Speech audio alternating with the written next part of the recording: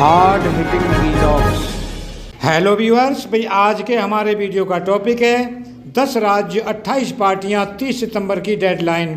समझिए इंडिया गठबंधन में कैसे हो सकता है सीटों का बंटवारा। दोस्तों राज्यवार समझते हैं कि सीटों का बंटवारा कैसे हो सकता है।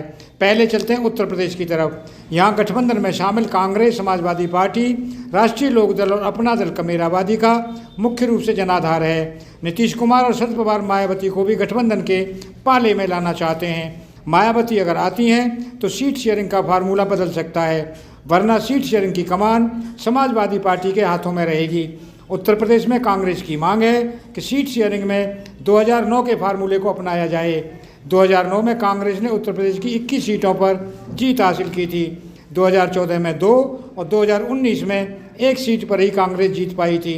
2019 का आंकड़ा को आधार बनाया जाए तो 2019 में कांग्रेस ने रायबरेली सीट पर जीत हासिल की थी, जबकि अमेठी, कानपुर और फतेहपुर सीकरी में दूसरे नंबर पर रही थी। कहा जा रहा है कि समाजवादी पार्टी गठबंधन में अगर बीएसपी नहीं आती है तो कांग्रेस को 12 से 15 सीटें मिल सकती हैं। दोस्तों राष्ट्रीय लोकदल का दावा 8 सीटों पर है, लेकिन 5-6 सीट जयंत चौधरी को भी अखिलेश दे सकते हैं। इसी तरह अपना दल कमेरावादी लोकसभा की 1 सीट पर अपना उम्मीदवार उतार सकती है। दोस्तों अब चलते हैं महाराष्ट्र की तरफ। लोकसभा में 48 सीटों के साथ महाराष्ट्र दूसरे नंबर पर है। यहाँ इंडिया गठबंधन में शिवसेना, यूबीटी, एनसीपी, शरद, कांग्रेस और प्रकाश अंबेडकर की पार्टी है। राजू सेठी की हितकारी संगठन को भी गठबंधन में लाने की कवायद चल रही है। शिवसेना की डिमांड 18 सीटों पर है, जबकि कांग्रेस छोटी पार्टियों को सीट देकर बाकी बची सीटों में इक्वल डिवाइड करना चाहती है। अगर कांग्रेस की चलती है तो शिवसेना, यूबीटी, एनसीपी, शरद पवार गुट और कांग्रेस को 15 सीटों पर चुनाव लड़ना पड़ सकता है। 2019 में यहाँ शिवसेना को 18 और एनसीपी को 4 और कांग्रेस को 1 सीट पर जीत मिली थी। कांग्रेस 21 सीटों पर तो एनसीपी 16 सीटों पर दूसरे नंबर पर रही थी। शिवसेना को भी 5 सीटों पर हार का सामना करना पड़ा था। दोस्तों अब चलते हैं पश्चिम बंगाल की तरफ। इंडिया गठबंधन में शामिल तृणमूल कांग्रेस और सीपीएम बंगाल की राजनीति में सक्रिय हैं। बंगाल में तृणमूल सीपीएम को 1 भी सीट नहीं देना चाहती है। हालांकि नीतीश और तेजस्वी लगातार ममता को मनाने की कवायद में जुटे हुए हैं। सीपीएम अलीपुरद्वार, बांकुड़ा, बोलपुर, आसनसोल, मेदिनीपुर और बर्धमान सीटों पर दावा कर रही है। बंगाल में कांग्रेस 2009 के डेटा के हिसाब से सीट शेयरिंग की मांग कर रही है। कांग्रेस 2009 के लोकसभा चुनाव में तृणमूल कांग्रेस के साथ मिलकर चुनाव लड़ी थी। इस चुनाव में कांग्रेस को 6 सीटों पर जीत मिली थी। कांग्रेस उस चुनाव में 14 सीटों पर चुनाव लड़ी थी। हालांकि टीएमसी का कहना है कि 14 सीटों पर लड़ने के लिए कांग्रेस के पास नेता ही नहीं है। तृणमूल इस बार बंगाल की मुर्शिदाबाद, ब्रह्मपुर, मालदा उत्तर, मालदा दक्षिण, रायगंज और जंगीपुर सीट देने को तैयार है। दोस्तों अब आते हैं बिहार की तरफ। इंडिया गठबंधन की शुरुआत बिहार से हुई थी, लेकिन यहाँ भी सीट शेयरिंग का विवाद फंसा है। बिहार में जेडीयू, मार्क्सवादी लेनिनवादी पार्टी, कांग्रेस, आरजेडी और सीपीआई गठबंधन का हिस्सा हैं। वर्तमान में सीटों का हिसाब देखा जाए तो जेडीयू के पास 16 और कांग्रेस के पास 1 सांसद है। कांग्रेस 2019 की तरह ही 9 सीटों पर दावा ठोक रही है। सीपीआई और माले भी 5-5 सीटों पर दावा कर रहे हैं। जानकारों का कहना है कि सीपीआई को शायद ही लोकसभा की 1 भी सीट मिले। माले के खाते में आरा की 1 सीट जा सकती है। वहीं जेडीयू 17 और आरजेडी 16 सीटों पर चुनाव लड़ सकती है। नए समीकरण के लिहाज से जेडीयू कुछ सिटिंग सीट भी सहयोगी दलों को दे सकती है।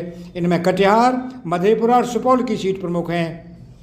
दोस्तों अब चलते हैं तमिलनाडु और झारखंड की तरफ। इन दोनों राज्यों में गठबंधन का स्ट्रक्चर पहले से फाइनल है। 2019 में तमिलनाडु में ही कांग्रेस का गठबंधन सबसे सफल रहा था। 2019 में DMK 20, Congress 8, CPI, CPM, BC के 2-2-2 और अन्य दल 4 सीटों पर चुनाव लड़े थे। डीएमके गठबंधन को 38 सीटों पर जीत मिली थी। इस बार भी सीट बंटवारे का यही फार्मूला यहाँ पर रहने वाला है। इसी तरह झारखंड में कांग्रेस 7, जेएमएम 4, जेवीएमपी 2 और आरजेडी 1 सीट पर चुनाव लड़ी थी। हालांकि गठबंधन को सिर्फ 2 सीटों पर जीत मिली थी। जेएमएम इस बार खुद 7 सीटों पर लड़ना चाहती है। कांग्रेस को 5 सीट और जेडीयू आरजेडी को 1-1 सीट देना चाह रही है। दोस्तों केरल की बात करें तो सीट शेयरिंग का विवाद यहाँ भी फंसा हुआ है। पिछले चुनाव में आमने सामने रही लेफ्ट और कांग्रेस इस बार गठबंधन में है। पिछली बार 20 में से 18 सीटें कांग्रेस गठबंधन को मिली थी, जबकि 2 सीट पर लेफ्ट गठबंधन ने जीत दर्ज की थी। लेफ्ट 50-50 फार्मूले के तहत सीट शेयरिंग की मांग कर रहा है। ऐसा होता है तो कांग्रेस को अपनी 8 सीट जीती हुई सीट खोनी पड़ सकती हैं। हालांकि कहा जा रहा है कि कांग्रेस सीपीएम के लिए वो 4 सीटें छोड़ सकती है, जिस पर पिछले चुनाव में 50,000 से कम मार्जिन से जीत मिली थी। दोस्तों, पंजाब की बात करें तो 2019 में पंजाब की 13 में से 7 सीट अभी कांग्रेस के पास हैं। आम आदमी पार्टी को 1 सीट पर हाल ही में जीत मिली है। पंजाब से श्रोमणी अकाली दल को भी साथ लाने की कवायद की जा रही है। श्रोमणी अकाली दल के पास फिलहाल 2 सीटें हैं। पंजाब में श्रोमणी अकाली दल अगर साथ नहीं आती है तो पंजाब में 7 पर कांग्रेस और 6 पर आम आदमी पार्टी चुनाव लड़ सकती है। वहीं चंडीगढ़ की सीट भी कांग्रेस के खाते में जा सकती है। दोस्तों, दिल्ली की बात करें तो राष्ट्रीय राजधानी दिल्ली की सभी 7 सीटों पर अभी बीजेपी को जीत मिली थी। यहाँ की 4 सीटों पर 2019 में आम आदमी पार्टी और 3 सीटों पर कांग्रेस दूसरे नंबर पर थी। कहा जा रहा है कि इसी फार्मूले से यहाँ सीटों का बंटवारा हो सकता है। दोस्तों, आम आदमी पार्टी दिल्ली और पंजाब के साथ साथ गुजरात की भी 5 सीटें कांग्रेस से मांग कर रही है। दोस्तों, अगर आपको वीडियो पसंद आया हो तो चैनल को सब्सक्राइब करें, वीडियो को लाइक करें, ज़्यादा से ज़्यादा शेयर करें। आप लोगों का बहुत बहुत धन्यवाद। Thank you very much.